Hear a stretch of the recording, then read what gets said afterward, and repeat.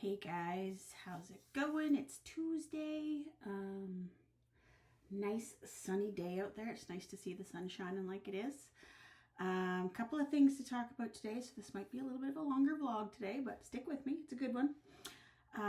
First off, we put the newest Ranger Boys book up for review on Amazon. This one I've been thinking about for a while. It's the prequel. Another prequel, I guess. It's Gus coming home, but it also includes our first dog, Scotia, my little Cocker Spaniel that I had. She was an amazing little dog. I loved her very much, and this was a tough one to write. I've actually wanted to do it for a while, but it invokes a lot of emotion when I think about her because I miss her very much still. I can feel tears now. So there were some tears shed in this one. This one was very heartfelt. I've had this feeling inside that I needed to bring Scotia into the boys' story because to me she shaped so much of my life and our life. I mean, I can remember when Vernon and I first started dating and he was like dead set against having a dog in the house.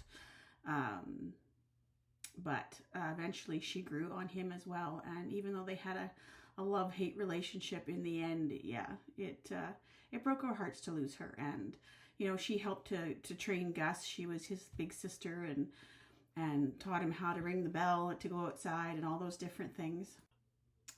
She was never a big fan of Hunter. She was quite old by the time Hunter came along, and she just never was a big fan. They didn't really have a lot to do with each other, but she tolerated him.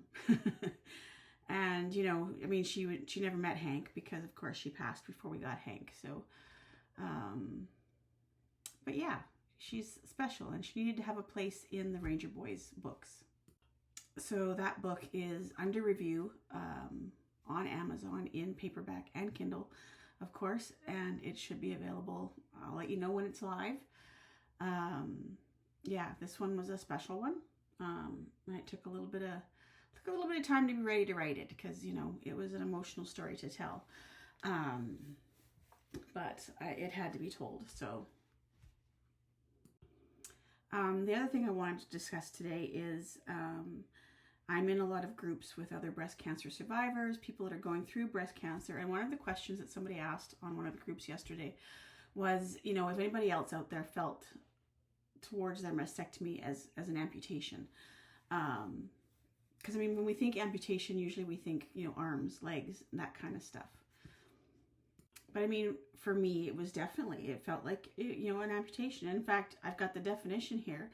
An amputation is a surgical removal of a body part due to disease, injury, or to save a life. And it doesn't only apply to arms and legs. So that's the actual definition. So it fits with a mastectomy, that it's a removal of a body part to treat a disease, to save your life, and a preventative measure. So, you know, it's very much losing a part of yourself, like a part of your femininity, your sexuality, your self-recognition, looking in the mirror and seeing somebody totally different.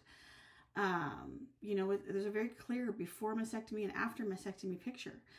And you know, and it's, you know, like other amputations, there's grief, body disorientation, there's nerve pain, phantom sensations, like emotional adjustment.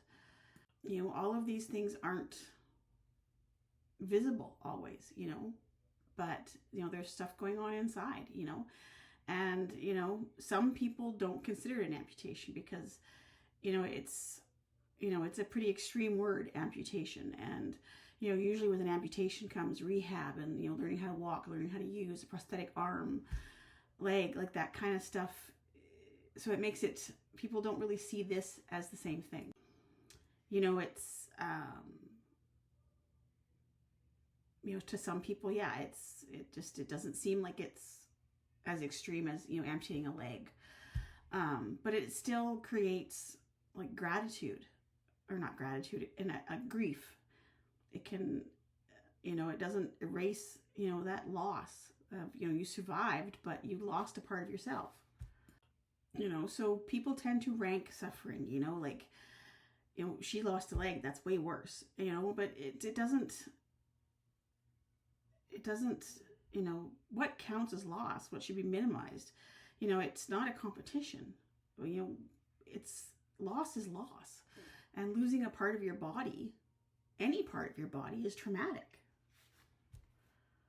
So, be gentle and allow people to name their own experience. Give them that dignity, at least. That, that's their feeling. That's their experience, it's, you need to be, allow that person to be seen, to be heard. We don't help people to heal by making their pain smaller. Healing comes from being seen, heard, and allowed to speak honestly. So I'm not trying to be dramatic. I'm not trying to anything else. This is just about truthful. This is about making room for compassion. This is about my experience and how I definitely feel like this falls under an amputation. It is a removal of a piece of my body that did define, in some ways, who I am. So yes, to answer that question, I do believe that a mastectomy is a form of amputation. It is a removal of a body part. It is to remove disease. It is to help save a life. And that's my personal opinion, my own thoughts. If you have thoughts, feel free to share. Be kind and be compassionate. So that's my thoughts for today. As always, you guys, thank you so much for following my journey. I do appreciate all of you, and I love you guys. And yeah, things are moving. We're building, we're being consistent, and we're seeing growth. So I love you guys. Have a great Tuesday, and we'll talk again tomorrow.